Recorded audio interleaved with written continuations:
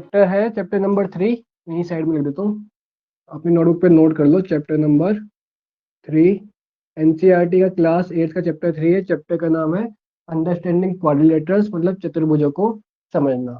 अब चतुर्भुजों को बाद में समझेंगे, पहले इन चीजों को समझेंगे, उसके बाद फिर आगे हम समझना चालू कर देंगे। अब बातें नहीं करेंगे, अब सुनना स्टार्ट कर दो।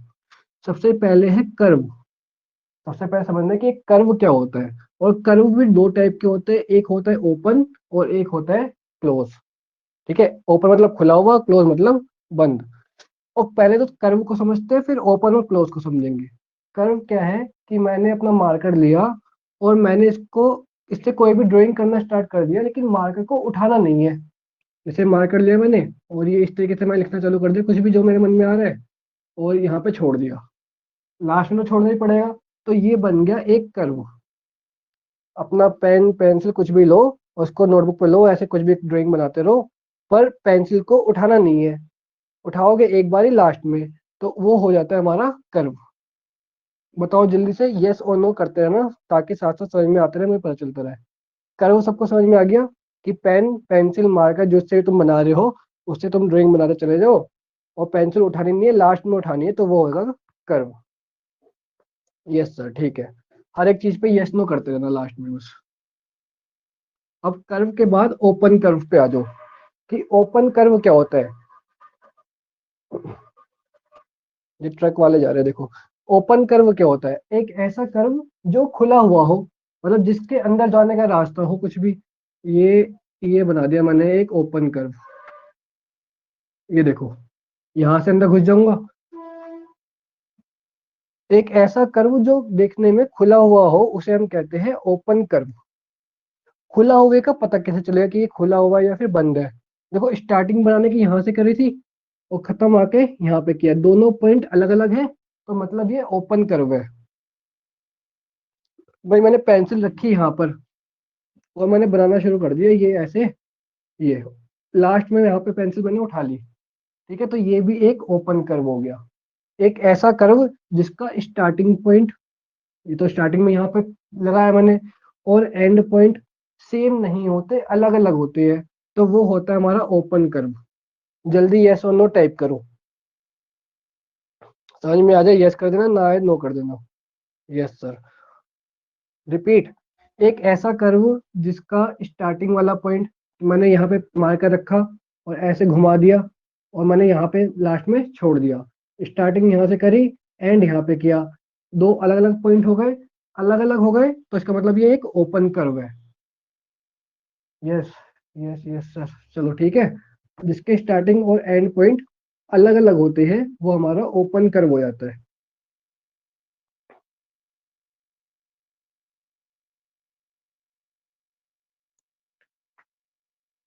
Yes sir.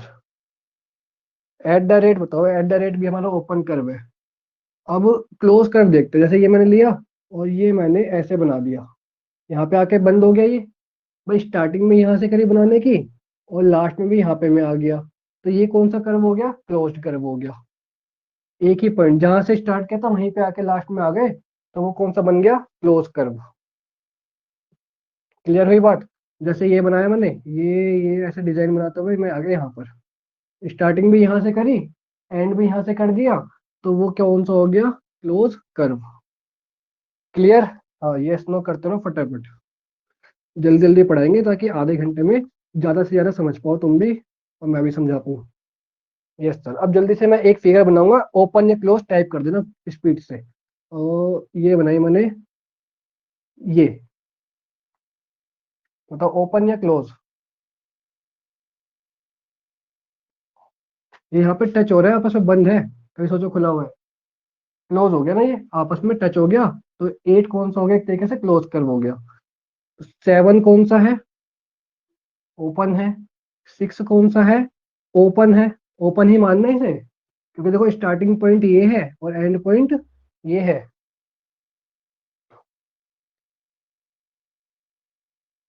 चलो, ये तो बात तो समझ में आ गई कि ओपन कर्व कौन से होते हैं और क्लोज कर्व कौन से होते हैं। अब सिंपल क्लोज्ड कर्व कौन से होते हैं, simple closed curve. Closed curve तो समझ में आ गया कौन से होते हैं, सिंपल और समझना है। ये क्लोज्ड कर्व तो समझ में आ गया, सिंपल और समझना है।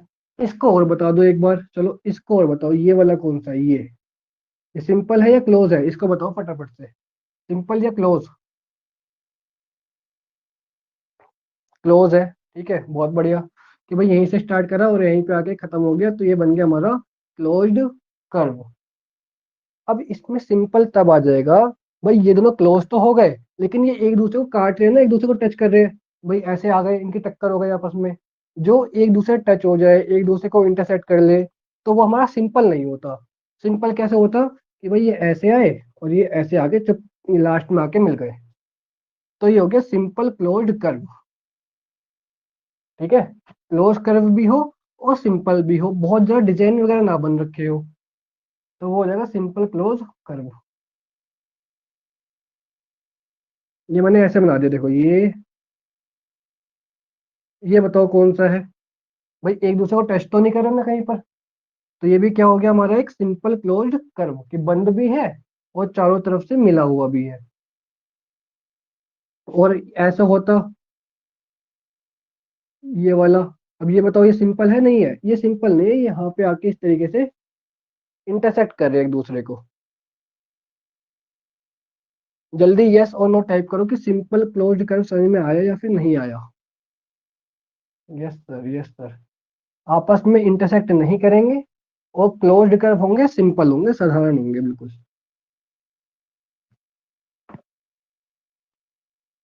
अब आ जाते हैं पॉलीगन्स के ऊपर। इसमें क्या लिखा था एक बच्चे ने, जो बीच से नहीं टकराते, हाँ जो बीच से नहीं टकराते, ठीक है। पॉलीगन्स क्या होते हैं, पॉलीगन्स का मतलब बहुभुज, मतलब जिसकी बहुत सारी साइड्स हो। पॉलीगन्स में क्या हो गया, कि हमारे कम से कम, जैसे ट्रायंगल है, ट्रायंगल को लेकर समझेंगे। एक पॉलीगन है, देखो मल्टी साइड्स हो गई, एक साइड ये रही, एक साइड ये रही और एक साइड ये रही, थ्री साइड्स हो गई, थ्री एंगल्स हो गए, तो सब किस में आ जाएंगे, पॉलीगन्स के अंदर आ जाएंगे। अब पॉलीगन्स के अंदर क्या क्या आ जाएगा हमारा, ट्रायंगल जिसकी तीन साइड्स होती है उसे ट्रायंगल बोल देते हैं। जिसकी चार साइड होती है क्वाड्रिलेटरल, इसी के बारे में आज पढ़ना है। जिसकी चार साइड होती है इसके बारे में अच्छे से पढ़ेंगे अभी, क्वाड्रिलेटरल कहते हैं। पांच साइड होती है पेंटागन, सिक्स साइड होती है हेक्सागन, सेवन होती है हेप्टागन, फिर ओक्टा नैनो डेका उसकी बहुत ज्यादा जरूरत है नहीं, तो फिलहाल तुम्हें यहाँ तक तो ध्यान रखना है, हेक्सागन तक, ट्रायंगल से हेक्सागन तक तो ध्यान रखना। ठीक है, कि ट्रायंगल में three sides, four sides in quadrilateral, five sides in pentagon and six sides in hexagon. हमें मेन क्या पढ़ना है फिर, पॉलीगन्स के अंदर देखो कितनी सारी चीजें हैं, पर हम सिर्फ किसके बारे में पढ़ेंगे, क्वाड्रिलेटरल के बारे में। वो खाली पॉलीगन कोई कह दे पॉलीगन आएगा, तो फिर तो भैया पता नहीं क्या क्या आ जाएगा। पॉलीगन्स के अंदर भी हम क्या पढ़ रहे हैं, बस क्वाड्रिलेटरल के बारे में। अब हम चैप्टर को चालू करेंगे, अब तक हमने सिंपल सिंपल चीजें समझी है। नेम भी होते हैं उनके, हाँ नेम भी होते हैं। नेम मेन तो 10 तक ध्यान रख लो बहुत है, वैसे 6 तक ही ध्यान रख लो तो भी बहुत है, 10 तक रख लोगे तो ज्यादा अच्छी बात है। ये वाली बात क्लियर हो गई। अब पढ़ेंगे कॉन्वेक्स, कॉनकेव, रेगुलर और इरेगुलर पॉलीगन्स क्या क्या होते हैं।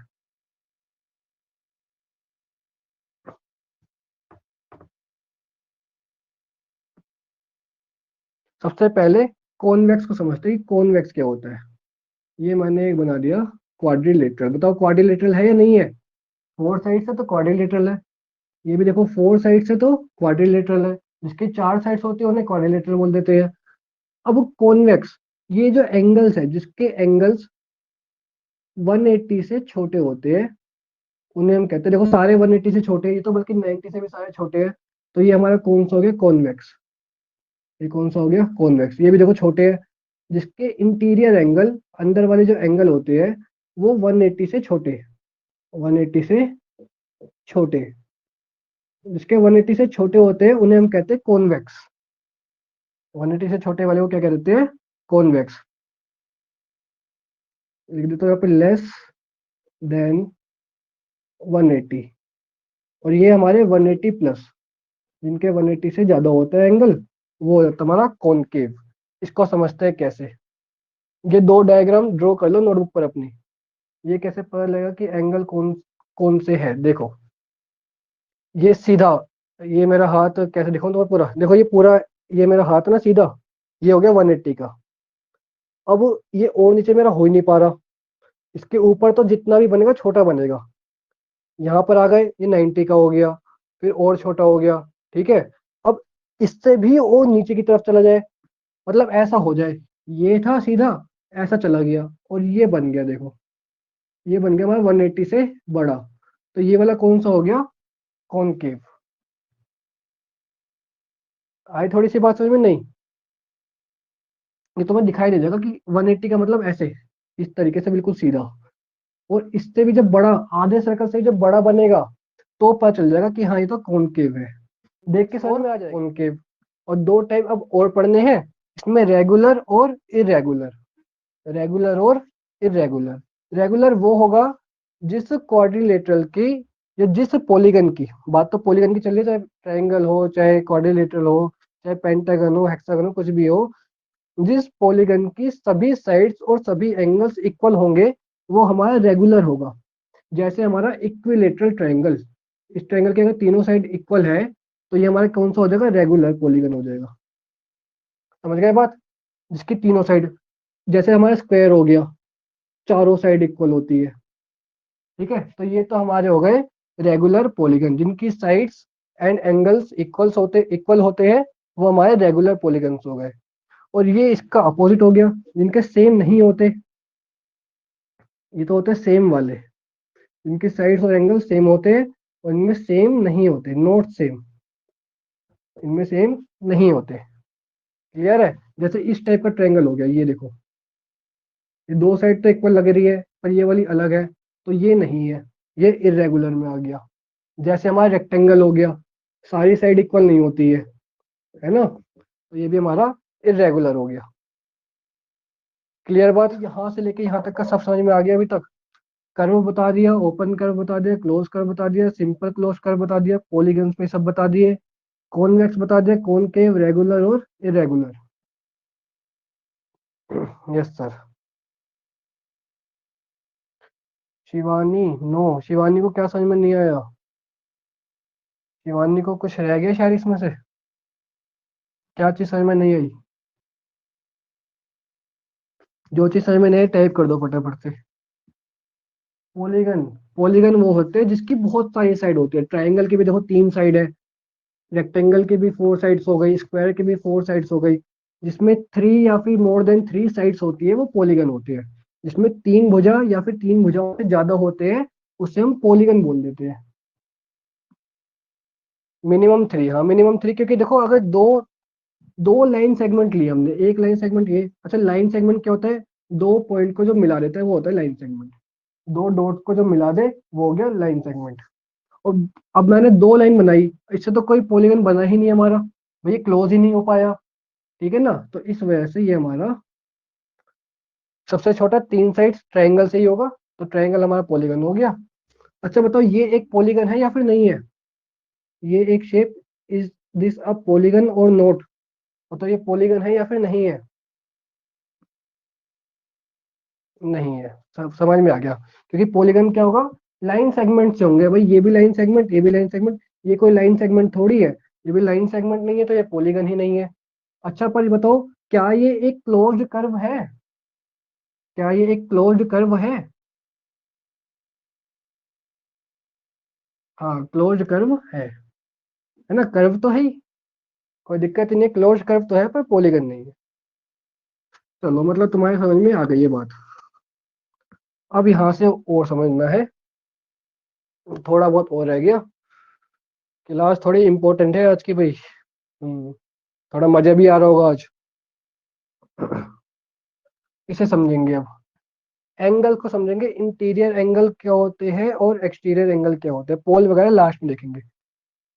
एक तो हो गया इंटीरियर एंगल, इंटीरियर मतलब अंदर वाले, और एक हो गया हमारा एक्सटीरियर एंगल मतलब बाहर वाले। ये मैंने एक ट्रायंगल बना दिया, और ये जो अंदर एंगल बन गया, 1 2 3, ये तो इंटीरियर एंगल हो गए। ये बना एक बाहर की तरफ, भाई यहाँ में लिखा एक्स वाई जेड, और ये लिखा ए। तो एक्स वाई जेड ये तो तीनों इंटीरियर एंगल है, लेकिन जो ए है वो कौन सा एंगल है, एक्सटीरियर एंगल। ये तो हमारे इंटीरियर एंगल हो गए, और ए हमारा एक्सटीरियर एंगल हो गया। इसमें बताओ कौन सा एक्सटीरियर एंगल है, ये बता देना। ये मैं लिखा ए बी सी डी और ई।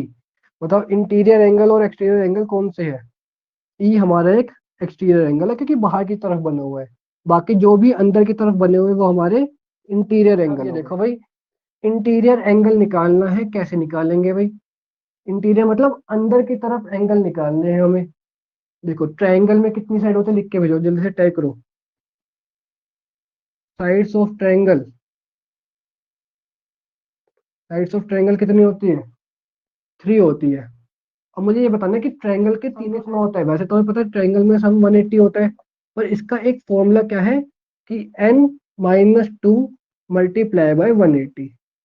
n-2 multiply by 180। n की जगह पर नंबर ऑफ साइड 3 साइड होती है, तो 3-2 मल्टीप्लाई 180, और 3 में से 2 गए, 1 मल्टीप्लाई 180, तो कितना सम आ गया 180। ट्रायंगल का सम कितना होता है 180। क्वाड्रिलेटरल का सम कितना होता है, क्वाड्रिलेटरल में 4 साइड होती है, 4 साइड होती है, तो 4-2, 4-2 मल्टीप्लाई बाय 180, और 4 में से 2 गए तो 2 मल्टीप्लाई 180, और 180 टू जा 360।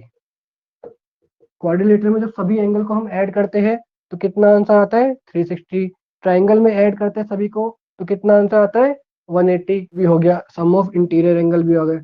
देखो सभी, चाहे क्वाड्रिलेटरल हो चाहे ट्रायंगल हो चाहे कुछ भी हो, सभी का जो एक्सटीरियर एंगल का सम होता है वो 360 होता है, ये बात याद कर लेना।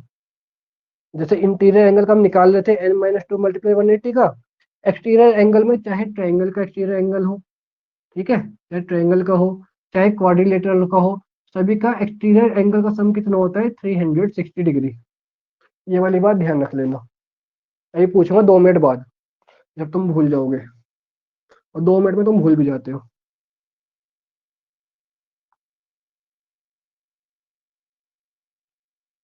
नोट कर लिया, अच्छा, बहुत अच्छी बात है। ईच एक्सटीरियर एंगल, ईच मतलब हर एक, एक्सटीरियर मतलब बाहर वाला एंगल।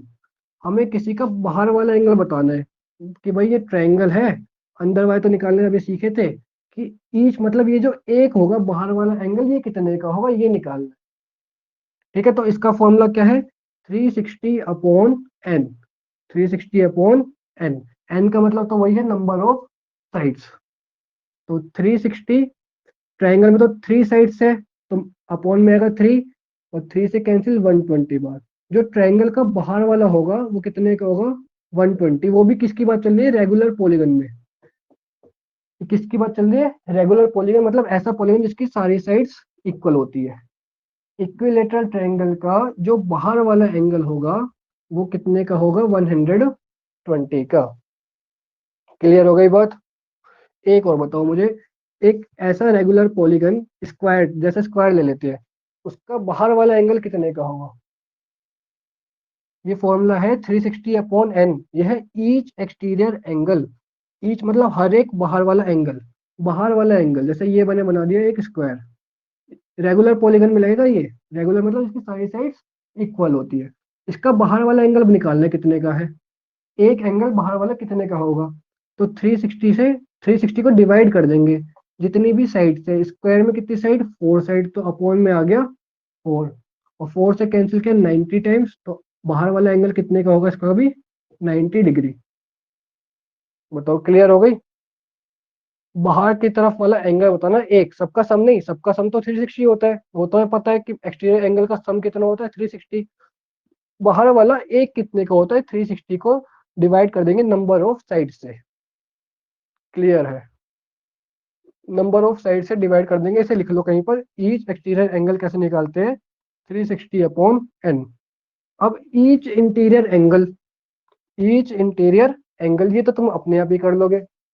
जब बाहर वाला 90 पता चल गया तो अंदर वाला कैसे निकाल लोगे, हाफ सर्कल लोगे ना, तो 180 माइनस 90, तो कितना आ जाएगा 90। ये तो लीनियर पेयर में सबसे पहले ही बता दिया था कि 180 में से माइनस कर लोगे, बाहर वाले से अंदर वाला निकालना होता है, तो 180 में से माइनस कर दो। जैसे ट्रायंगल का है, ट्रायंगल का बताओ भाई कितना होता है, ईच एक्सटीरियर एंगल 120 का। अंदर वाला निकालना है तो कितने का होगा 180 माइनस 120 तो कितना आ जाएगा 60 डिग्री। बताओ क्लियर है सभी को?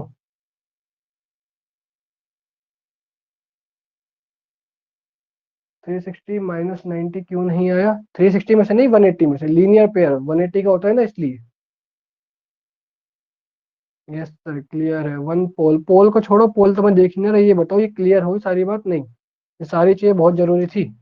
Interior angle, exterior angle.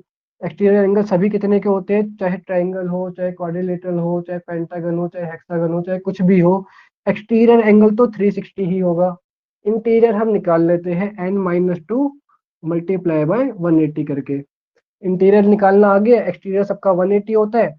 एक निकालना हो बाहर वाला तो 360 को डिवाइड कर देते हैं नंबर ऑफ साइड से, और हमें अंदर वाला एक चाहिए हो तो माइनस कर लेते हैं, फिर उसे बाद में जाके 180 में से माइनस कर लेते हैं। तो ये था एक बेसिक क्लास, वो भी क्वाड्रिलेटरल की, कि क्वाड्रिलेटरल में क्या चीज कैसे होती है।